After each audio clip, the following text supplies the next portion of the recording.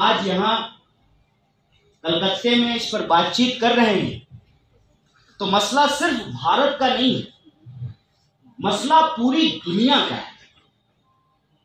आप देखिए कि जालिमों ने क्या साजिश रची है।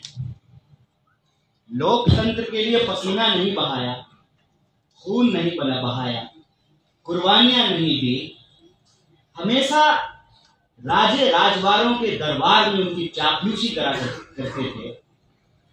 विस्तारवादी साम्राज्यवादी ताकतों के सामने नतमस्तक होकर माफी मांगते थे, चापलूसी करते थे, जासूसी करते थे।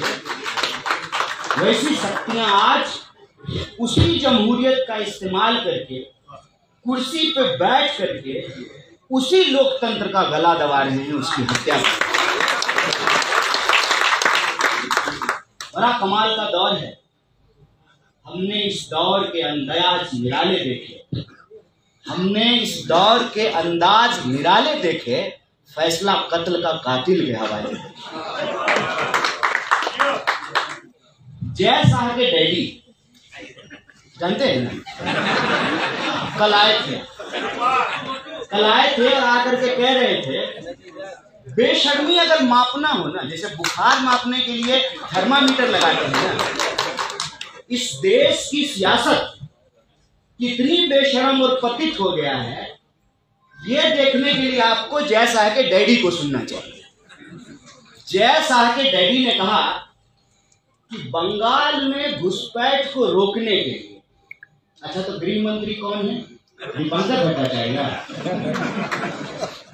कौन गृह मंत्री है?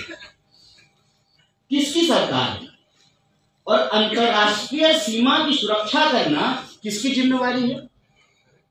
राज्य सरकार की जिम्मेवारी है कि केंद्र सरकार की जिम्मेवारी? ये बात मैं आपको इसलिए याद दिला रहा हूं कि जब सीए एनआरसी का मामला चल रहा था तो मीडिया में जाकर के वो देश को क्रोनोलॉजी समझा रहे थे, तो हम भी उनको एक क्रोनोलॉजी याद करा देते। वक्फ बिल की चर्चा हो रही थी, वक्फ बिल पे जबरदस्ती, मीडिया तो है ही इनके साथ, स्वाभाविक बात है, जिसका रोटी खाएगा उसके लिए भाव भाव करेगा। जनता की मीडिया थोड़ी है, बुरा मत मानिएगा। आप पत्रकारों को कुछ नहीं कह रहे हैं, बिल्कुल नहीं मानिए। आप कैमरा पर्सन को कुछ नहीं कह रहे हैं, हम आपके मालिकों के बारे में कह रहे हैं।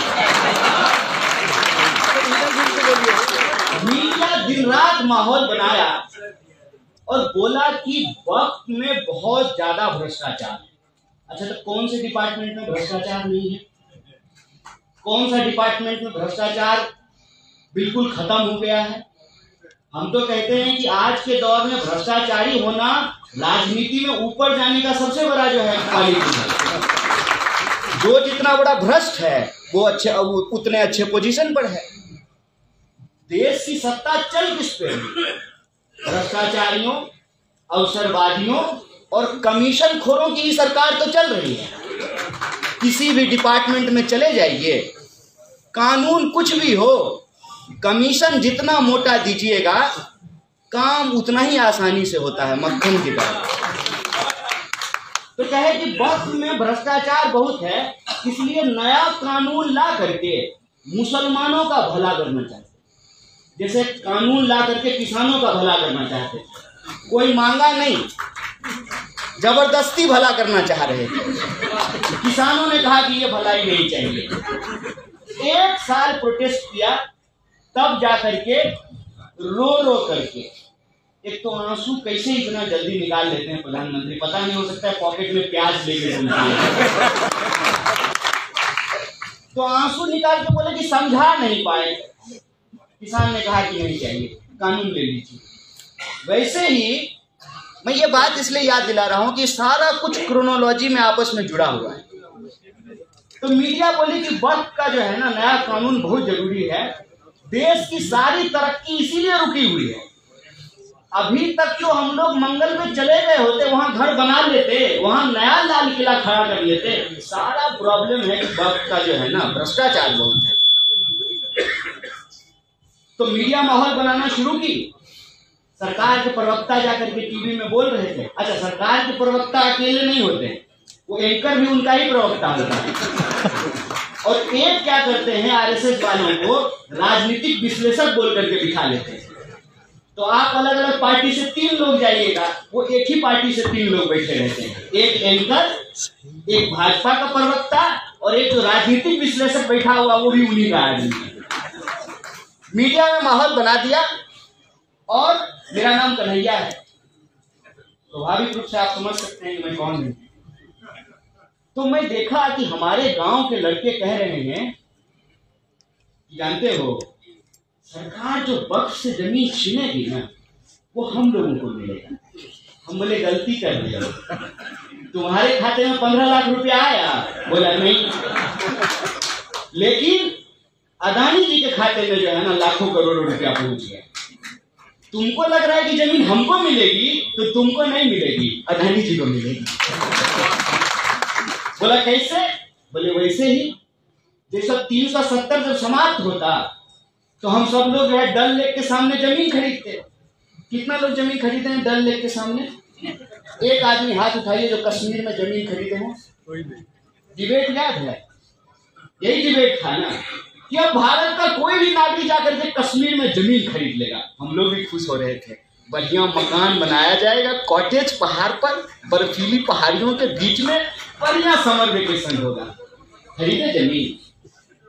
ये खेल समझना है।